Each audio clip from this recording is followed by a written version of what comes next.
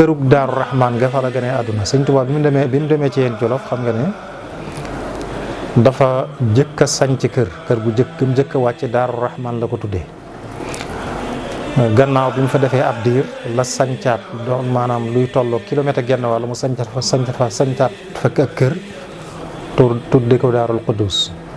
Jamono yi sëñ bi maanaam kërug Daaru Rahman gi nag la sëñ Abdullahi gane àdduna booba nag sëñ bi mu ma nga Daarul Quddus. Kon xëy na boobu waa kër ñi soxna yi ñu ngi ci foofu ci Daaru Rahman foofu la gane àdduna.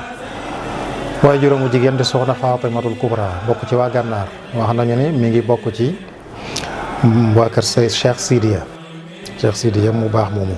bi nga xamee ne jàng na mat naa daal alquran sëñ bi da ko booleeg sëñ Abdu Rahmaan Lo ndax sëñ bi muy dem ci yéen Jolof bi muy dem Njaareem jóge ci yéen sëñ njaboot gu bari leen a yónni yóbbu Ndaam Daarul Alimil Xabiir.